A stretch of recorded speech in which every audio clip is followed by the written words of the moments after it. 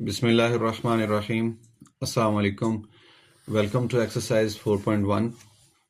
Question number 1 है जी, factorise by identifying common factors. यानी कॉमन फैक्टर्स को हमने निशानदेही करनी है और फैक्टराइज कर देना है इन रकमों को। पहली रकम क्या है जनाब? पहला क्वेश्चन 6x+12, इसको हमने फैक्टराइज करना है और तरीका कौन सा इख्तियार करना है? कॉमन फैक्टर्स वाला।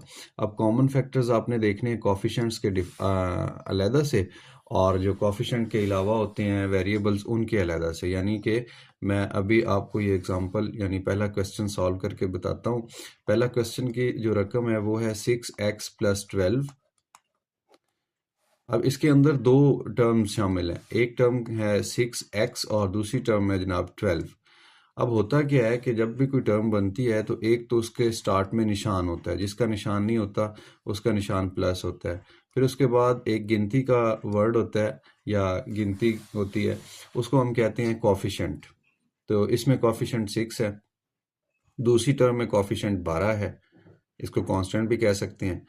और फिर उसके साथ एक लेटर इस्तेमाल होता है इंग्लिश अल्फ़ाबेट का, उसको वेरिएबल कहते हैं। इधर वेरिएबल एक्स है पहली रकम में और दूसरी टर्म के अंदर वेरिएबल है ही नहीं। ठीक हो गया? तो अब हमने कॉमन कैसे लेना है? ये जो गिनती है, गिनती में से गिनती को कॉमन लेना है और वेरिएबल में से वेरिएबल को कॉमन लेना है। अब वो कैसे होता है उसके लिए मैं आपके ये देखिए यहाँ पे बराबर का साइन इस्तेमाल करता हूँ। फिर हम देखते हैं कि ये जो 6 है और ये जो 12 है, क्या ये किसी एक ही पहाड़े के अंदर, जिसको हम टेबल कहते हैं, उसके अंदर मौजूद हैं? अगर हैं तो उसको हमने यहाँ पे फैक्टर बना के लिख लेना। यानी 6 को अगर मैं लिखूँ तो ये लिखा जा सकता है 6 × 1, 6 एकम 6। और 12 को लिखा जा सकता है 6 × 2। तो हमने इस 12 को दो हिस्सों में तोड़ लिया, 6 × 2, 6 ज़रब 2। अब देखा जाए तो यहाँ पे ये 6 मौजूद है और यहाँ पे भी ये 6 मौजूद है। तो दोनों जो गिनती थी, दोनों कोफिशिएंट्स थे, उनके अंदर 6 मौजूद था।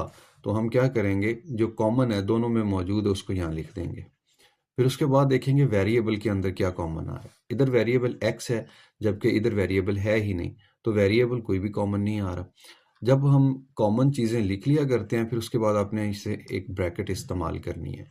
जो बच गई हैं रकमें वो इसके अंदर लिख देना है।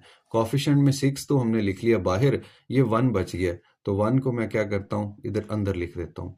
फिर 1 के बाद देखते हैं वेरिएबल में क्या, यहाँ पे x है तो ये x भी लिख दिया, यहाँ पे बच गया था। ये प्लस का साइन बाहर नहीं गया, यानी ये इधर आ गया ब्रैकेट के अंदर।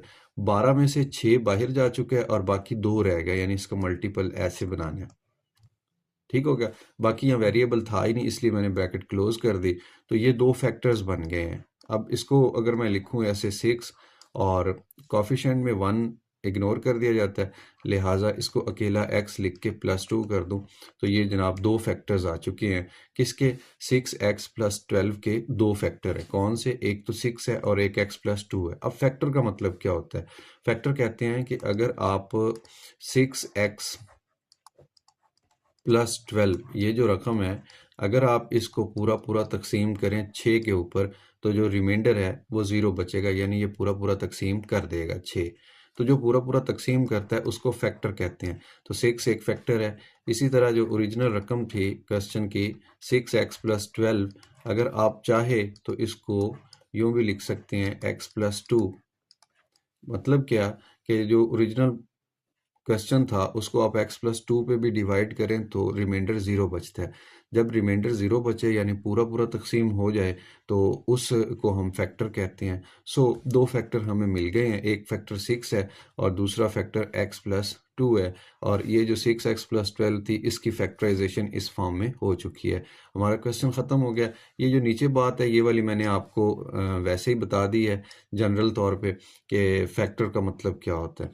नेक्स्ट चलते हैं पार्ट नंबर 2 की तरफ। पार्ट नंबर 2 की जो स्टेटमेंट है वो है जनाब 15 y² प्लस 20 y। अब हमने करना क्या है, 15 और 20 को किसी एक ही पहाड़े में ब्रेकआउट कर लेना, यानी इनके फैक्टर्स लिख लेने। तो अगर मैं 15 को लिखूं तो 15 लिखा जा सकता है 5 3 15 और 20 लिखा जा सकता है 5 ज़रब 4। ठीक हो गया? अब देखें 15 के अंदर ये वाला 5 छुपा हुआ था, इधर 20 के अंदर ये 5 छुपा हुआ था, तो ये दोनों में से कॉमन आ जाएगा। तो अब कॉमन को हम कैसे लिखेंगे? कॉमन को यूं लिखा जाएगा दिस 5, बाकी 3 रह गया, इधर 4 रह गया, इसको ब्रैकेट के अंदर लिख देंगे। फिर वेरिएबल की बारी आती है, यहाँ पे वेरिएबल y इस्तेमाल हो रहा है, यहाँ पे भी वेरिएबल y इस्तेमाल हो रहा है। अब फिर इनकी पावर्स देखा जाएगा, इधर पावर इसकी 2 है और इधर इसकी पावर 1 है, जो कि लिखी नहीं गई 1 पावर। तो जो छोटी पावर होती है उसको कॉमन ले लेना है हमने, y की एक पावर को कॉमन ले लिया, फिर ब्रैकेट यूज करेंगे और जो रिमेनिंग डाटा है यानी कॉफिशेंट्स में से देखा जाए तो 3 रिमेनिंग है, y की पावर 2 थी, एक y बाहर चला गया, एक y यहाँ पे रह गया, इसको ऐसे ब्रैकेट के अंदर लिख देंगे, प्लस का साइन रह गया। फिर 20 था, 20 में से 5 जो मल्टीपल था बाहर लिख दिया, 4 रिमेनिंग है इधर लिख दिया। y की पावर 1 है और ये तो एक ही बाहर चली गई थी, लिहाजा यहाँ पे कोई भी वेरिएबल मौजूद नहीं है। तो ये दो फैक्टर्स आ चुके हैं 15y² प्लस 20y के, एक है 5y और दूसरा है 3y प्लस 4।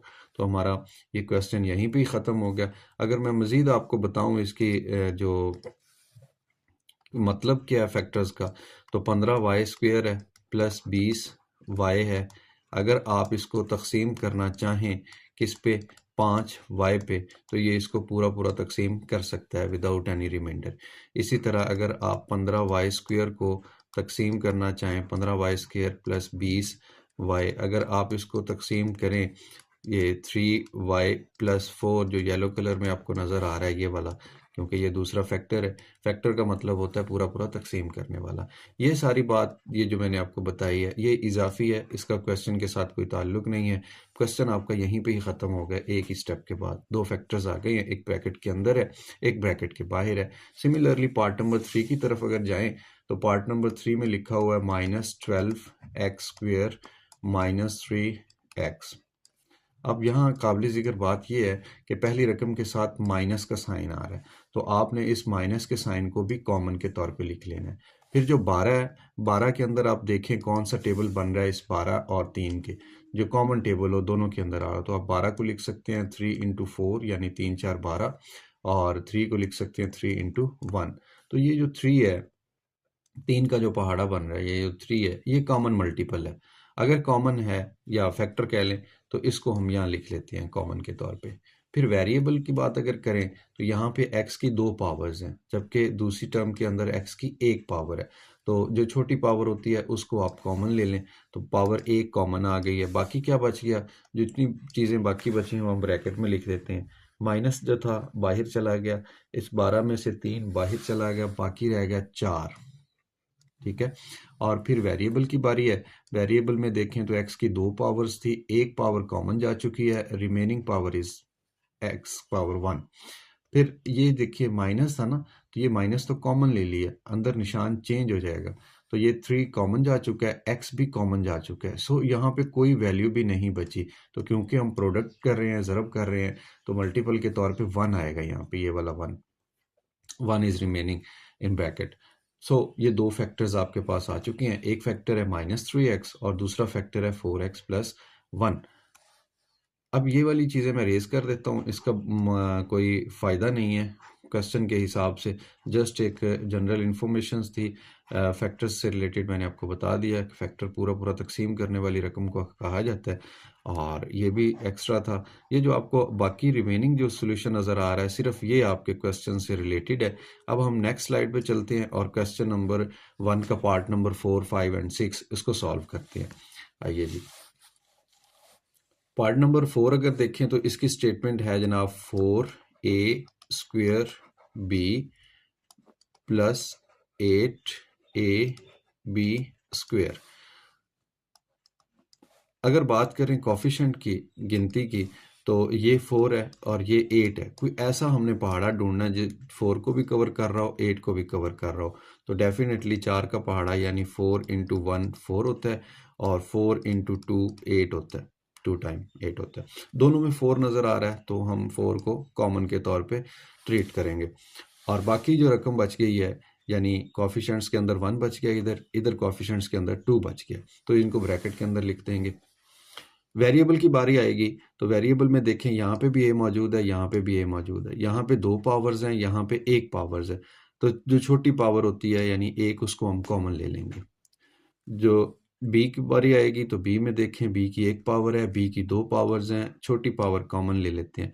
रिमेनिंग वैल्यूज सारी ब्रैकेट के अंदर लिख देंगे। बाकी क्या बचेगा, देखें 4 था, कॉमन चला गया, बाकी 1 बच गया। उसके बाद ए था, ए की पावर 2 थी, एक बाहर चला गया, एक ए अंदर बच गया। बी ए की था, बाहर चला गया, लिहाजा पहली टर्म के अंदर सिर्फ 1 ए बचा है। और फिर ये प्लस का साइन है, ये जनाब 8 है, 8 में से 4 कॉमन चला गया, रिमेनिंग 2 रह गया। ए 1 पावर थी, बाहर चली गई, और बी की 2 पावर्स थी, एक बाहर चली गई, 1 पावर अंदर रह गई। लिहाजा हम अगर देखें तो एक फैक्टर मैंने वाइट कलर में लिख दिया, एक रेड कलर में।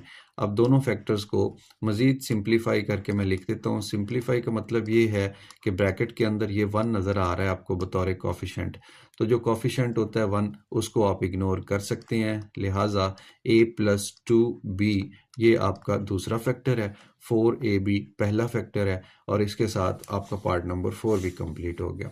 पार्ट नंबर 5 में अगर आएंगे तो यहाँ पे लिखा हुआ है x y पहली टर्म, -3x² दूसरी टर्म है, +2x ये तीसरी टर्म है। अब तीनों टर्म में देख लें क्या कॉमन आ रहा है। अगर गिनती की बात करें कोफिशिएंट की तो यहाँ पे 1 है, जहाँ पे कोफिशिएंट नहीं होता वहाँ पे कोफिशिएंट 1 हुआ करता है, और यहाँ पे 3 है, यहाँ पे 2 है, nothing is common in coefficients. फिर हम देखेंगे वेरिएबल, यहाँ पे x है वेरिएबल, यहाँ पे भी x है, और इस टर्म के अंदर भी x है। तीनों के अंदर हमें कॉमन x मिल रहा है। फिर x की पावर देखेंगे कौन सी, यहाँ पे 1 है, 2 है, यहाँ पे 1 है, तो छोटी पावर यानी कि 1 कॉमन आ गया। फिर y की बारी है तो y इधर भी मौजूद है, इधर नहीं है, इधर नहीं है, लिहाजा हम कहेंगे कि y इज़ नॉट कॉमन। जो कॉमन था वेरिएबल सिर्फ वो लिख लिया, रिमेनिंग वैल्यूज ब्रैकेट के अंदर लिख देंगे। x कॉमन चला गया, बाकी y रह गया, ये आ गया, और ये माइनस का साइन एज इट इज़ आ जाएगा। 3 जो था ये कॉमन नहीं गया है, लिहाजा ये इधर आ गया। x की 2 पावर्स हैं, एक कॉमन चलेगी, एक x की पावर रह गई अंदर। फिर ये प्लस का साइन है, एज इट इज़ आ जाएगा। ये 2 है, बाहर नहीं गया, लिहाजा इधर आ जाएगा। x की a की पावर है, वो कॉमन जा चुकी है, लिहाजा 2 अकेला है। तो एक फैक्टर ब्रैकेट के अंदर आ रहा है, एक फैक्टर बाहर आ रहा है, तो हमने इस रकम की फैक्टराइजेशन कर दी है, लिहाजा हमारा जो क्वेश्चन था ये ख़त्म हो चुका है। अब लास्ट इसका पार्ट है, पार्ट नंबर 6। इसको देखिए, इसमें 3 कोफिशिएंट है पहली टर्म का, फिर a² b है, फिर 9 है दूसरी टर्म का, -9, और a b² इसके वेरिएबल्स हैं। फिर है जनाब +15 कोफिशिएंट, और a b वेरिएबल्स हैं थर्ड टर्म के। अब देखिए, अगर मैं बात करूं कोफिशिएंट्स की तो पहली जो रकम है ये 3 है, दूसरी 9 है, तीसरी 15 है, 15। तो एक ऐसा पहाड़ा होना चाहिए टेबल जिसके अंदर तीनों कवर हो रहे हो, तो डेफिनेटली 3 एक 3 होता है, फिर 3 का पहाड़ा अगर 3 तक पढ़े तो वो 9 होता है, फिर 3 का पहाड़ा 5 तक पढ़े तो वो 15 होता है। तो हमें एक कॉमन फैक्टर मिल गया, वो कौन सा, वो है जनाब 3। और वेरिएबल्स में बात करें तो a है, फिर a है, फिर a है, तो a की छोटी पावर यानी a की पावर 1 ये कॉमन आ गया।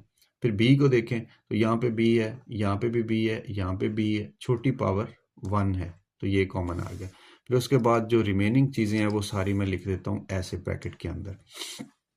3 था, बाहर चला गया, 1 रह गया, so this 1 can be written as 1।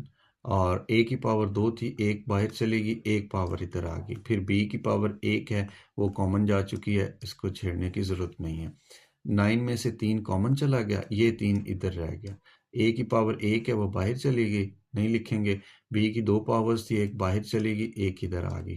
फिर उसके बाद है प्लस का साइन, 15 में से 3 कॉमन चला गया, ये वाला 5 अंदर रह गया। ये वाला a कॉमन जा चुका है, ये वाला b कॉमन जा चुका है, बिकॉज इनकी पावर एक एक है। लिहाजा अब 2 फैक्टर्स आपको नज़र आ रहे हैं, एक रेड कलर में, एक वाइट कलर में। तो मैं क्या करता हूँ, 3ab इसको दोबारा लिखता हूँ ब्रैकेट, ये जो